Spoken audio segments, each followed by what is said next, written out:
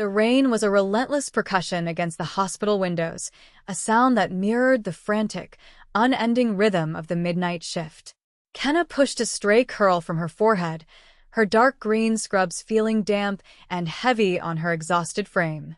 24 years old, and she already felt ancient, worn down by the perpetual cycle of beeping machines and human suffering. She was a ghost in these halls, a pair of capable hands, a soothing voice, but never a person. Invisible. Tonight, the feeling was a physical weight pressing on her sternum. The emergency room was a chaotic symphony of pain, and she was just another instrument, playing her part until the final, merciful note of dawn. In room 3, that final note was approaching for Mr. Park. He was old, withered, his breath a shallow, rattling thing. His chart was a litany of failures, a story of a body giving up. Kenna adjusted his pillow, her movements gentle despite the exhaustion clawing at her. His eyes, clouded with delirium, fluttered open and fixed on her. A flicker of lucidity, sharp and desperate. Gwishin, he rasped his hand, surprisingly strong, clamping onto her wrist. The word was foreign, a guttural plea. You must call him. My son, Kenna's training screamed at her to disengage, to call for a sedative, to maintain professional distance. But the raw terror in his eyes broke through her fatigue. He was just a scared old man dying far from home. He pushed a crumpled napkin into her hand, a string of numbers scrawled on it in a shaky hand. Please, he begged, the sound tearing from his throat. Tell him the silver dragon sleeps. It was against every rule. Using a personal phone, getting involved. But looking at his face, a roadmap of a long and difficult life, she couldn't refuse. She slipped into the sterile quiet of the supply closet, the scent of antiseptic a sharp contrast to the storm outside. Her fingers trembled as she dialed the number on her own cell. It rang twice. A voice answered, not with a greeting, but with a silence so profound it felt like a physical presence. It was a man's voice, low and cold as deep water. Yes. The word was clipped, precise, laced with an authority that made the hair on her arms stand up. Kenna swallowed. Hello, I'm a nurse at Mercy General Hospital. I'm calling for a Mr. Park. He asked me to call you. There was another beat of that unnerving silence. Is he gone? The question was devoid of emotion, a clinical inquiry. It's very close, she stammered, feeling foolish and unprofessional. He wanted me to tell you. The silver dragon sleeps. The silence that followed was different. It was heavier, charged. Kenna could almost hear the gears turning, the calculations being made on the other end of the line. Who is this? The voice demanded, a sudden, sharp edge to it. What is your name? Kenna. My name is Kenna, she whispered, her own name sounding foreign. Thank you, Kenna, he said, and the line went dead. She stood frozen in the closet, the dial tone buzzing in her ear. A profound sense of dread washed over her, cold and absolute. When she returned to room 3, Mr. Park was gone. His eyes were closed, his face peaceful. The frantic energy had vanished, leaving only the quiet hum of the machines that had failed to save him. The rain hammered against the glass, and Kenna felt a tremor of fear, a premonition that the storm she'd just invited into her life was far more dangerous than the one raging outside. The hours that followed were a blur of paperwork and procedure, the mundane aftermath of death. Kenna moved on autopilot, her mind replaying the phone call, the cold, resonant voice that had promised nothing and yet felt like a verdict.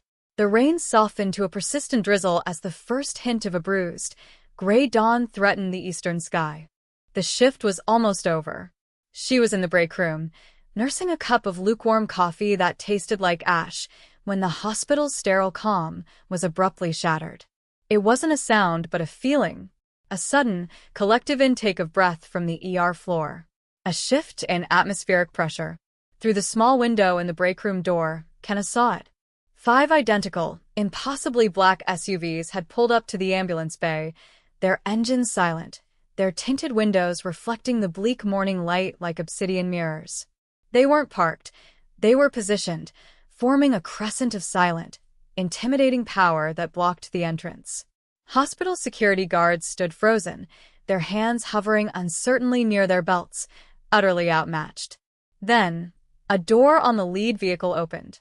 A man emerged, stepping out into the damp air with a grace that was almost predatory.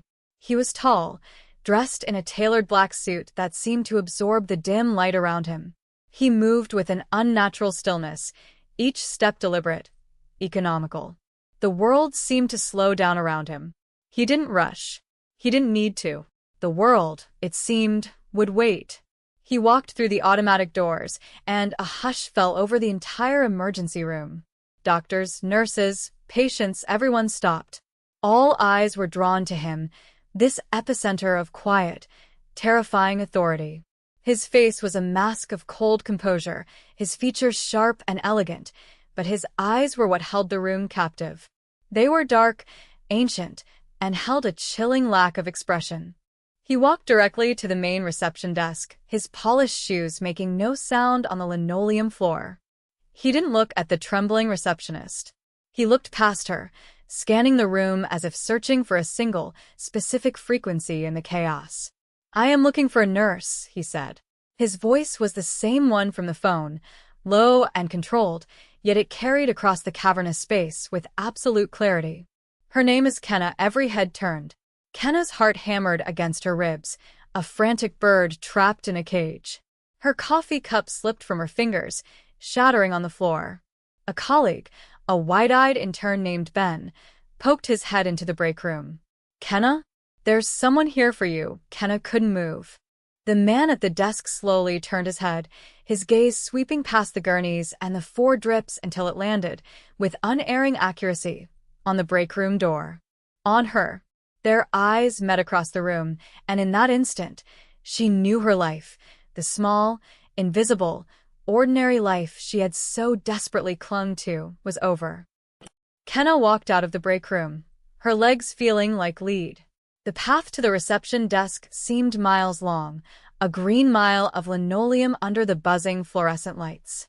Every eye in the ER was on her, a mixture of fear and morbid curiosity on their faces.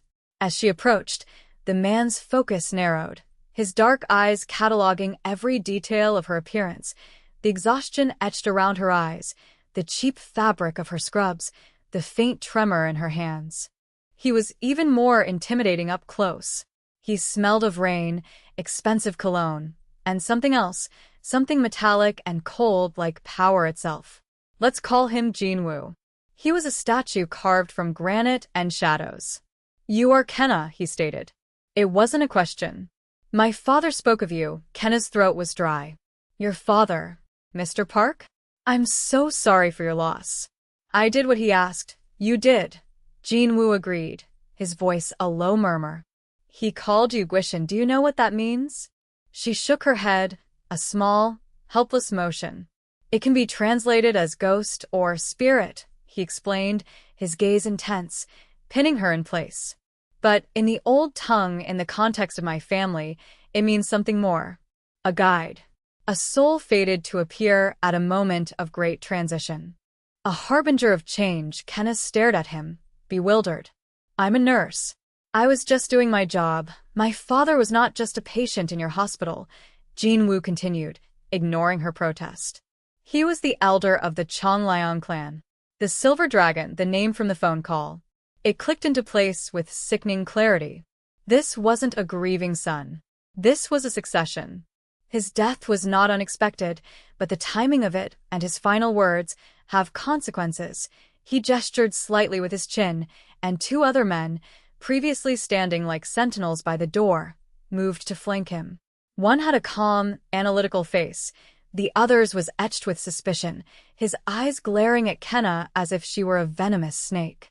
"My father's acknowledgement of you, this Guishin, has made you a figure of great significance. A symbol. His death has created a vacuum, and the vultures are circling. They see his final prophecy not as a blessing upon me, his rightful heir, but as an omen of instability. And you," he said, his voice dropping, becoming dangerously soft, "are at the center of that omen." Fear, cold and sharp, pierced through her confusion. "What are you talking about?" I don't have anything to do with this. You made the call, he said simply. You became the messenger. You were the last person he spoke to, with a clear mind. To my rivals, that makes you either a key to legitimacy or a weapon to be used against me. They will want to know what else he said. They will want to control the narrative. They will want to control you, the world tilted on its axis. This was insane.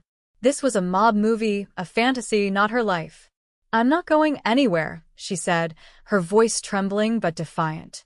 Jin Woo's expression didn't change, but a flicker of something cold and hard moved in his eyes. That is no longer your decision to make, he said, the words an iron sentence. The call you made was a beacon. Every faction in my world now knows of the nurse named Kenna. You are no longer safe here. You are not safe anywhere. He took a step closer, his presence overwhelming. You will come with me now. It was not a request. It was a command issued from a world of shadow and steel, and she knew, with a certainty that chilled her to the bone, that she was already his. No, Kenna breathed, the word a fragile puff of air against the wall of his authority. I can't. I have a job. I have a life. A laugh, sharp and derisive, came from the suspicious man to Jin Woo's right. A life, he scoffed in accented English. You have a target on your back. Jin Woo silenced him with a single, glacial look before returning his attention to Kenna. His composure was absolute, but she could feel the impatience simmering beneath the surface, a tightly coiled spring of power. Your life, as you knew it, ended the moment you dialed my number, he stated, his voice flat and devoid of pity. You think you can clock out, go home, and forget this? You think they will let you? He pulled a sleek, black phone from his jacket pocket. With a few taps of his thumb, he turned the screen towards her. It was a live video feed. Her stomach lurched. It was her apartment building, the familiar brick facade looking sinister in the gray dawn light. Two cars she had never seen before were parked across the street, a dark sedan and a panel van with no markings. Men sat inside both, their silhouettes just visible. Those are not my people, Jin Woo said softly, his voice a chilling caress in her ear. That is the Gaiase faction. They are less patient than I am. They believe in leverage. They would not ask you to come with them. They would simply take you. And what they would do to learn what my father told you, you do not want to know. The air left her lungs. Her apartment. Her sanctuary. Violated. The mundane details of her life. Her overdue library books on the coffee table, her wilting succulent on the windowsill, flashed through her mind, relics of a world that no longer existed. The choice he was offering her was an illusion, a cruel pantomime of free will. I'm offering you a gilded cage, he admitted, his honesty more terrifying than any lie. They are offering you a slaughterhouse. Come with me, and you will be protected. You will be a guest. Stay here. He let the sentence hang in the air, the unspoken threat more potent than any words. The suspicious guard, Hyunsik, shifted his weight, his hand resting near the butt of a gun hidden beneath his jacket. The calm one, Minjun, watched her with something akin to sympathy, a silent acknowledgement of the impossible situation she was in. She looked past them, at the faces of her co-workers, now pale and frightened. She was a contamination, a danger to everyone around her. She couldn't stay here. She couldn't go home. Every door to her old life had just been slammed shut and bolted. A wave of numbness washed over her, a merciful tide drowning out the panic. She gave a single, jerky nod. It was the only answer she could give. A flicker of something, satisfaction, perhaps, crossed Jin Woo's face. He gestured, and his men moved with fluid efficiency. Minions stepped forward. We will arrange for your personal effects to be collected. Your employment will be handled, he said, his tone respectful but firm. Kenna felt herself being guided forward, a ghost being escorted from her own haunting. She walked past Ben, who stared at her with wide, uncomprehending eyes. She was swept out through the automatic doors, into the damp morning air, and towards the waiting maw of the black SUV. As the heavy door closed with a solid, definitive thud, sealing her inside the silent, leather-scented interior, she looked back at Mercy General. It looked like a photograph of a place she used to know, a lifetime ago. The world she knew was gone, swallowed by the shadows of 5 black SUVs. The SUV moved through the city with an unnerving smoothness, a predator gliding through unsuspecting streets. Kenna stared out the tinted window, watching the familiar landscape of her life recede into a meaningless blur. She was whisked away to a skyscraper that pierced the clouds, a needle of glass and steel. The penthouse was a world unto itself, a sprawling expanse of minimalist design, floor-to-ceiling windows, and priceless art. It was beautiful, sterile, and utterly suffocating. A gilded cage, just as he'd promised. This was the beginning of her first trial, a test of the mind. She was left alone for hours that stretched into an eternity, a ghost in a palace. The silence was a living entity, broken only by the distant, muted sounds of the city below.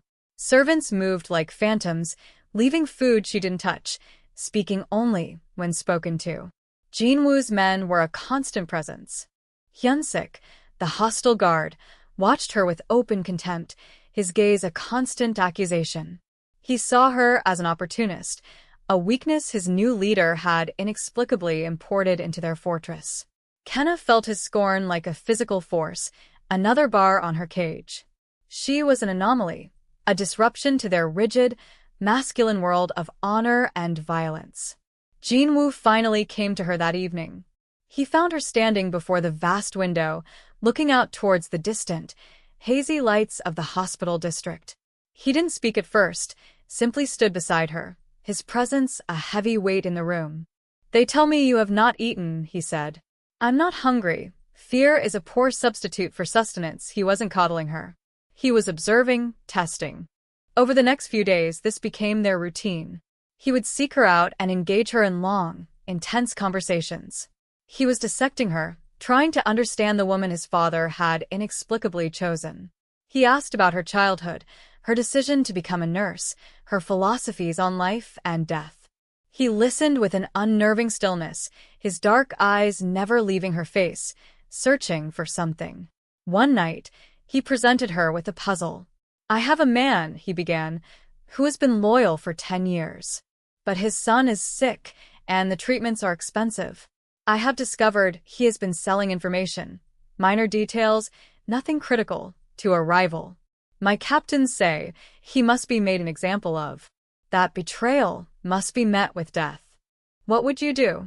Kenneth thought of the desperate faces she saw every day in the ER, people forced into impossible corners by life.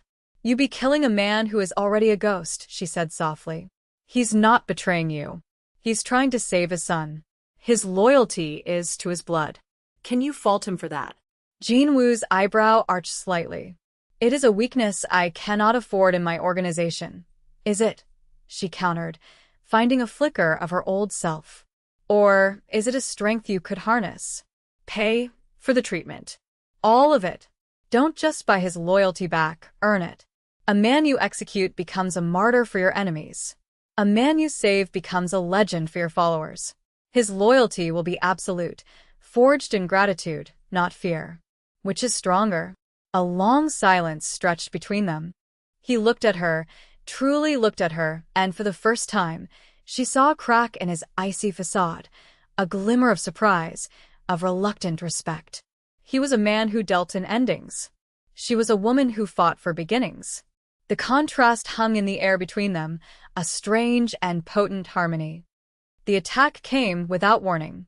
It was just after dusk, the city lights beginning to glitter like a fallen constellation below. A sudden, concussive boom from the far end of the penthouse shattered the tranquility, followed by the high-pitched shriek of a sophisticated alarm system. Red lights strobed through the hallways, casting everything in a bloody, urgent glow. The Gaiase faction had grown tired of waiting. This was a probe, a violent test of Jinwoo's defenses, and a direct assault on the symbol he had taken. Kenna's heart leaped into her throat, but years of ER chaos had conditioned her. While the household staff screamed and scattered, her training took over. Adrenaline sang through her veins, not as fear, but as focus. Jinwoo was instantly in motion, a blur of deadly grace, issuing clipped commands in Korean into a device on his wrist. Men in tactical gear materialized from unseen doorways, weapons raised, forming a protective perimeter around him. Their eyes were on the threat. Kenna's were on the fallout. A stray bullet had ricocheted, and one of Jin-woo's younger guards went down, clutching his leg, a dark stain blossoming rapidly on his trousers. The other guards were too focused on the firefight erupting near the main entrance to notice. "He's hit," Kenna yelled, but her voice was lost in the din. Without a second thought, she ran. Not away from the danger, but towards it, her body moving on pure instinct. She skidded to her knees beside the injured man, who was pale and going into shock. "Look at me," she commanded, her voice cutting through his panic. The artery was nicked. He was bleeding out fast. She didn't have a kit. She didn't have supplies. She looked down at her own clothes, the simple pants and silk blouse they had provided her. Without hesitation, she ripped the expensive blouse from her shoulder, tearing a long strip of fabric. It wasn't ideal, but it would work. As she began to wrap it tightly above the wound, she saw her scrubs belt from her first day, discarded on a chair. Better. She grabbed it, expertly cinching it into a tourniquet, her hands sure and steady despite the chaos. "Press here," she ordered another guard who had glanced their way, positioning his hands over the wound. Hard as you can from across the room, through the smoke and strobing lights, Jin-woo saw her. He had been directing the defense, a cold and efficient general. But his movements faltered as he watched her. He saw her, not cowering, not screaming, but kneeling in the middle of a firefight, her face a mask of fierce concentration, her hands covered in his man's blood as she worked to save him. She was a beacon of calm in the vortex of violence. He saw a strength he had never encountered before, not the strength to take a life, but the unyielding, ferocious will to preserve one. The attack was repelled as quickly as it began, the intruders neutralized or driven back. A tense silence descended, thick with the smell of cordite and blood. Jin-woo crossed the room in 3 long strides, stopping to stand over her as she finished securing a pressure dressing made from torn linen. He looked from the stabilized guard to her. Her face was smudged with grime, her hair in disarray, but her eyes were clear and bright with adrenaline. He reached out, his calloused thumb gently brushing a streak of blood from her cheek. "You were not afraid," he said. It wasn't a question. It was a statement of profound, astonished discovery. In that moment, she was no longer a liability he was forced to protect. She was a power he had failed to comprehend. The leader of the Guyase faction strike team had been captured alive. He was a hard man with defiant eyes, kneeling in the center of a stark, concrete room in the sublevels of the building. The air was cold, smelling of damp stone and old fear. Jin-woo's inner circle was assembled, their faces grim. Hyun-sik, his expression savage, paced back and forth. "He dishonored this house. He threatened our lord," he snarled, his voice guttural. "A slow death. We will send pieces of him back to his masters as a warning." Others nodded in agreement. This was their code. An eye for an eye, blood for blood. It was the language of power their world understood. Jin-woo remained silent, his face an unreadable mask, but Kenna, standing just inside the doorway where he had placed her, could feel the conflict rolling off him in waves. Tradition and the expectations of his men demanded a brutal spectacle. His new position as elder required an immediate and unforgettable show of force. He needed to demonstrate that he was even more ruthless than his father. Then he turned and looked at her. His eyes held a silent, heavy question. He had brought her here to see, to understand the brutal reality of his throne. But he was also, she realized, asking for her counsel. He was presenting her with her third trial, a test of her morality against the unforgiving logic of his world. "Tell me, Guishin," he said, his voice low enough for only her to hear, yet it silenced the room. "What is justice here?" All eyes turned to her. Hyun-sik's gaze was a challenge, daring her to speak her soft, useless words. Kenna's heart pounded, but she met his gaze, and then the prisoner's. She saw past the swaggering defiance to the cornered animal beneath. She saw the cycle, endless and brutal. She took a step forward. She didn't speak to Jin Woo. She spoke to the captive. How many sons will be lost? How many mothers will weep? For this? For a pissing contest between men who will never bleed themselves? She asked, her voice quiet but ringing with a clarity that cut through the tension. The man flinched. She turned her gaze to Jin Woo, her eyes pleading. They expect you to be a butcher, because that's all they've ever known. Show them a king. Her voice grew stronger, filled with a conviction that came from a place of deep, unshakable empathy. Strength isn't just about ending lives. Any thug can do that. True power is deciding who gets to keep living. Make him swear a blood oath. Break his pride, but not his body. Bind him and his entire family line to your service. A living, breathing symbol of your mercy will be a far more powerful message than another dead body. It will tell them you are not just another killer. It will tell them you are a ruler. A stunned silence fell over the room. The idea was radical, almost blasphemous. Mercy as a weapon? It was a foreign concept. Hyun-sik looked ready to explode, but Jin-woo held up a hand, his eyes locked on Kenna. He saw it then. Not the frightened nurse from the ER, but a leader, a strategist, a queen. He saw a wisdom that his world of shadows desperately needed. He turned to the prisoner, his decision made. You will not die today, Jin-woo announced, his voice like cracking ice. You will live to serve me. Your life, and the lives of all you hold dear, now belong to the Chongliang clan. You will be my message. He had chosen her path. He had chosen her. And in doing so, he had irrevocably altered the destiny of his throne. Jin-woo's act of calculated mercy sent shockwaves through the clan's foundations. To the younger generation, it was a masterstroke of psychological warfare. To the old guard, the council of elders who had served his father, it was heresy. They saw the influence of the outsider, the Guishan, as a corrupting force, a sign of weakness in their new leader. They convened an emergency council, their faces like stone masks of disapproval. They could not directly challenge Jin-woo, but they could challenge his source of inspiration. They demanded Kenna be subjected to the Cheonmyeong, the celestial decree. It was an ancient, perilous ritual, a trial by spirit, designed to prove or disprove a person's divine favor. It was a test few ever survived, a convenient way for the council to eliminate those they deemed unworthy. When Jin-woo told her, the icy control he perpetually maintained finally shattered.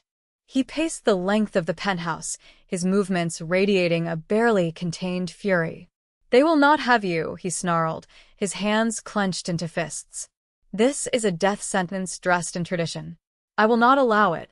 I will go to war with the council before I let them lay a hand on you. He was ready to burn his entire world down for her. Seeing him so raw, so vulnerable solidified something in Kenna. This wasn't just her trial anymore. It was his. His leadership, his vision, his choice to listen to her. All of it was on the line. If he refused the council, he would be seen as a tyrant ruled by a foreign witch. If she ran, she would prove their accusations correct. She walked over to him, placing a hand on his arm. The muscle beneath was coiled as tight as a steel spring.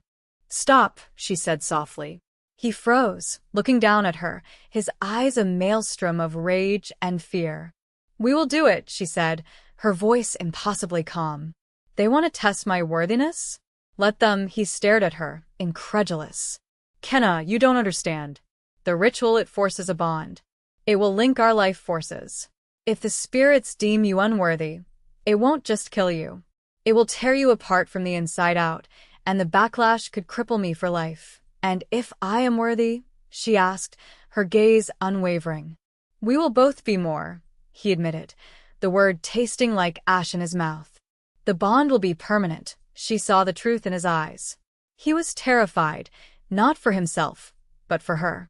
In that moment, she accepted it all, the gilded cage, the violence, the impossible destiny. She had been a ghost in her own life for so long. Now, she was being seen, truly seen, and she would not flinch from the light. Then they are not just testing me, she said, her hand tightening on his arm. They are testing us. And we will not fail. The ritual was held in a chamber deep beneath the skyscraper, a room of polished black marble that felt like the inside of a starless night. A single silver brazier burned in the center, its flame casting long, dancing shadows. The elders, clad in ceremonial robes, chanted in a low, monotonous drone. Kenna and Jinwoo knelt on opposite sides of the brazier, facing each other. The air was thick with ozone and incense. As the chanting reached a crescendo, a shimmering thread of pure silver light emerged from the center of Jinwoo's chest. It snaked through the air, beautiful and terrifying, and touched Kenna's sternum. Agony and ecstasy warred within her. An electric fire surged through her veins. The bond opened, and she was flooded. She felt his centuries of crushing loneliness, the immense burden of his name, the cold discipline that held his own spirit in check. In turn, he felt her. He felt her stubborn resilience, the fierce, burning core of her compassion, the quiet courage of a woman who ran toward the wounded, not away. The silver thread became a torrent, a river of light that enveloped them both, blinding the onlookers. It was emerging, a violent and sacred alchemy of two souls. The silver light pulsed, a miniature sun born in the heart of the earth. It held them suspended in its core for a timeless moment before exploding outwards in a silent, shockwave of pure energy that flattened the brazier's flame and sent the elders stumbling back. Then, just as quickly, the light contracted, rushing back towards them, not into them, but between them, settling into a single, shimmering, almost invisible cord that tethered them soul to soul. The chamber was plunged into a heavy, ringing silence. Kenna's lungs burned as she took her first breath in this new reality. She didn't feel consumed or torn apart. She felt forged, complete. She opened her eyes. They were still her eyes, but they held a new depth, a shared history, a knowledge that was not entirely her own. She saw Jinwoo, and she saw the centuries of loneliness that had just been filled. The elders stared, their faces a mixture of awe and terror. She had not only survived the Cheonmyeong, she had mastered it. The ritual had not just judged her worthy, it had celebrated her. The first to move was Hyunsik, the guard who had watched her with such suspicion and contempt, who had seen her as a poison in his master's veins, took a shaky step forward. His face was pale, his eyes wide with a dawning reverence. He dropped fluidly to one knee, his head bowed so low his forehead nearly touched the marble floor. Yeoingnim, he breathed, the Korean word for queen escaping his lips in a choked whisper. My lady, one by one. The others followed his lead. The guards, the formidable captains, and finally, the ancient, stubborn elders themselves. They knelt before her, their pride broken, their skepticism burned away by the silver fire. They were no longer just Jinwoo's men. They were hers. Jinwoo rose to his feet, his movements graceful, his eyes never leaving her. The raw fury and fear were gone, replaced by a look of profound wonder. He was seeing her, not as the nurse, not as the Guishan, not as a political symbol, but as his destiny made manifest. His other half. He crossed the space between them and extended a hand. When she took it, a gentle warmth pulsed from the invisible bond connecting them, a quiet hum of shared life. He raised her hand to his lips, his gaze possessive and adoring. The council wanted to test you, he murmured, his voice a low, intimate rumble that was meant only for her, yet it resonated with the authority of a king. Instead, they tested us. He kissed her knuckles, a formal, yet deeply personal gesture of fealty. And now, he declared, turning his head to look at the kneeling assembly, they have their queen, the word echoed in the silent chamber, not as a title bestowed, but as a fact revealed. Kenna stood, her hand in his, no longer a prisoner, but a sovereign. The transformation was absolute. Kenna was no longer a captive, but a collaborator. When she walked through the halls of the penthouse, the air itself seemed apart for her. Staff and guards who had once ignored her or watched her with suspicion now bowed their heads in deference. She was Yeowingnim, the queen, a title that felt both foreign and strangely fitting. She began her education in earnest. Minjun, the calm, logical guard, became her patient tutor, spending hours explaining the intricate web of politics, the history of the clans, the delicate balance of power she now inhabited. She learned the language, the customs, the names of allies and enemies. Hyunsik, in a complete reversal, became her shadow, a fiercely loyal and utterly devoted protector whose life was now secondary to her safety. His earlier hostility had been forged into an unbreakable shield. But Kenna refused to let this new world consume the woman she had been. She had not been chosen for her ability to command or conquer, but for her instinct to heal. She saw the vast resources at Jinwoo's disposal, the money, the manpower, the influence, and saw an opportunity. One evening, she laid out a plan for him, not for a corporate takeover or a rival's demise, but for a clinic, a state-of-the-art medical facility built in the heart of the territory they controlled, offering free care to the community. Your people rule through fear and obligation, she explained, her voice passionate. It's a brittle kind of power. Let me show you a different kind. Let me earn you a loyalty built on gratitude. On love, it was another radical idea, but Jinwoo, who now saw the world through a lens colored by her perspective, agreed without hesitation. The project became her focus, her first sovereign act. She oversaw its design and construction, her medical knowledge proving invaluable.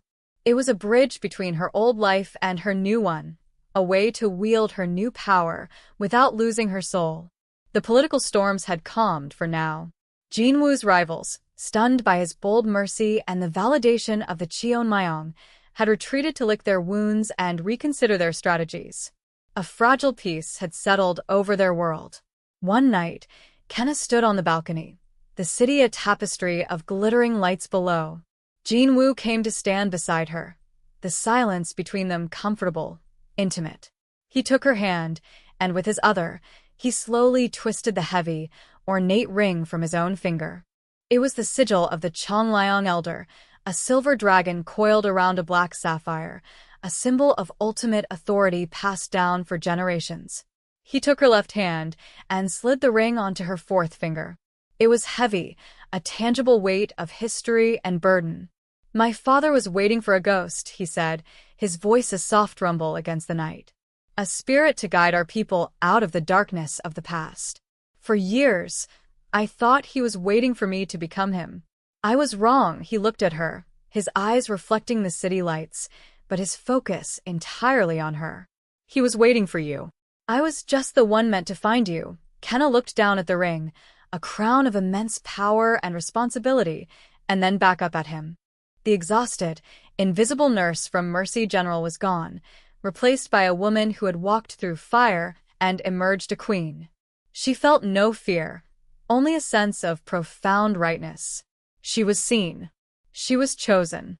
And now she chose back.